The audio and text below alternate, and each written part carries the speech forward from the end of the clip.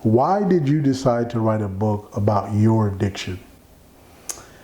Well, after I got clean and sober, I realized that my journey was once in a lifetime and that I had a message to give to people. So I figured that writing a book was one of the ways of giving out my message on the road that I led to get to recovery. So now, why did you choose the title Stripes and Pipes from Addiction to Recovery? That's a very interesting title.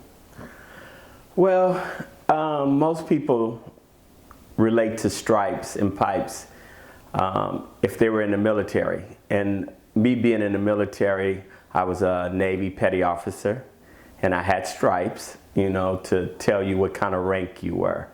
And so being on a ship, you think about the pipes of the ship, being in the Navy, all them things have to affiliate with stripes and pipes. And then at the same time, you can relate to pipes, meaning that me being a drug recovery person right now, I used to smoke rock cocaine. One of the things I used was a pipe. And so I kind of relate both of them to that. Very interesting. So now tell us about your book and why it's important for people to read this book about your life from addiction to recovery. Well, my story basically is a family story because I grew up in running track in high school and living in a house with my mother and father and my brothers, living a normal life. So I have no excuse on why I turned to drugs and alcohol. But the experience that I got from that led me to doing drugs, alcohol all the time, to being addicted on cocaine, to being addicted on rock cocaine. And my story is the adventure that I went through. But I know that it would help people because some people always wonder why you get addicted to certain things like drugs and alcohol, or why you put your family members through the trials and tribulations of you being on drugs. So this is one of the ways of telling people about the addiction of drugs. So it must have taken a lot of courage for you to do this. How difficult was it for you to reveal your past to the world, as it were, through this book? You know, the funny thing about that is, it was very easy for me.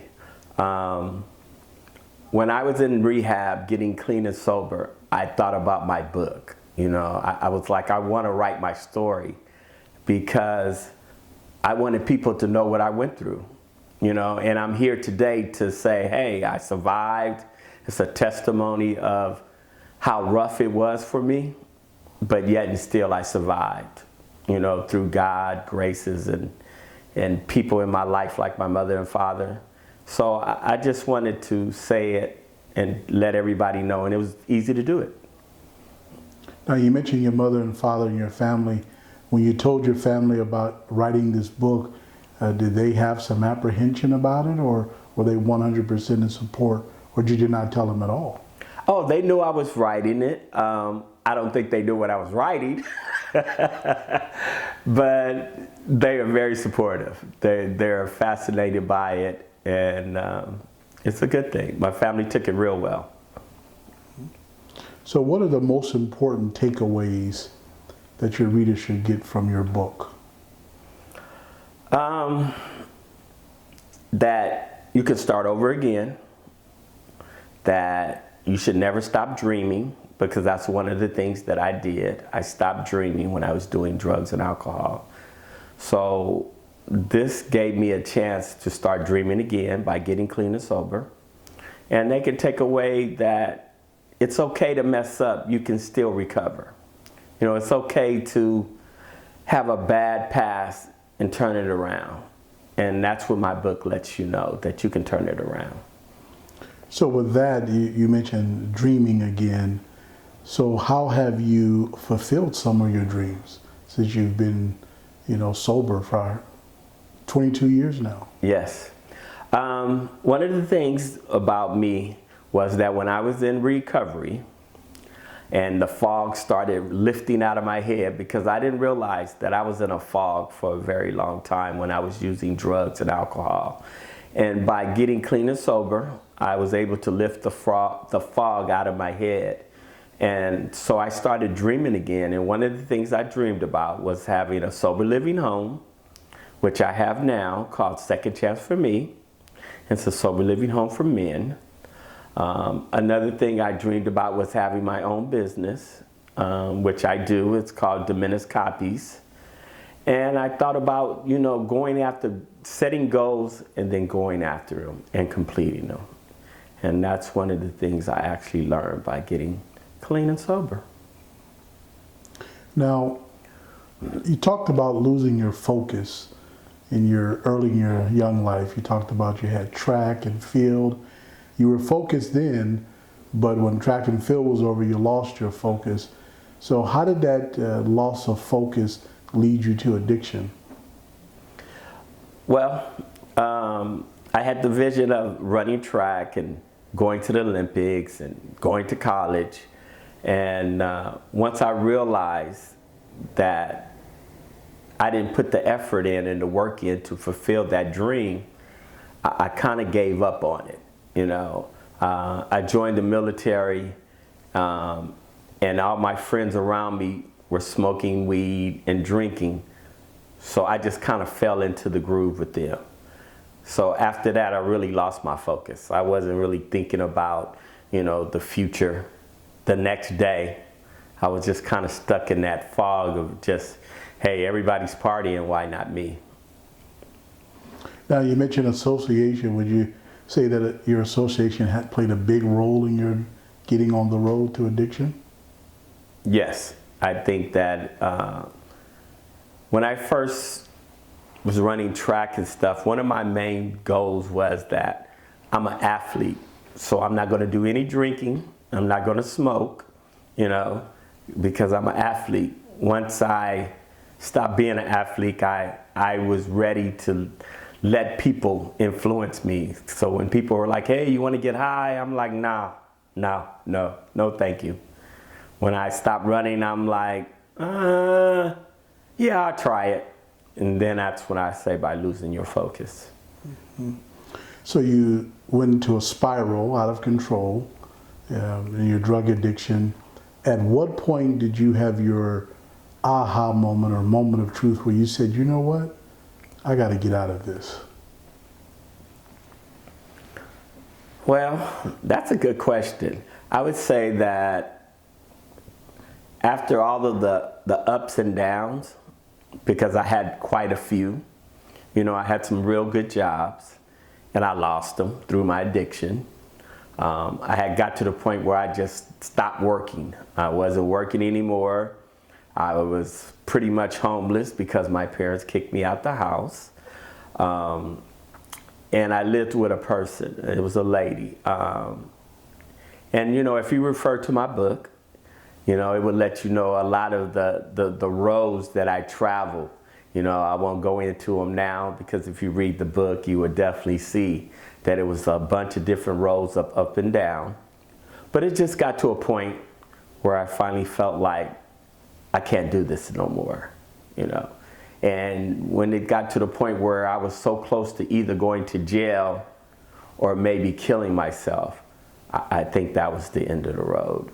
Mm-hmm. But if you read my book, you would definitely understand it more. So now you mentioned you've been sober for 22 years, which is commendable. So what have you done to maintain your sobriety? Well, for one, you stay away from drugs and alcohol completely. There was a lesson I learned when I was in recovery. And it was like the best lesson that I could ever learn. And that was, if you don't pick it up, you don't use it, guess what? You won't use it.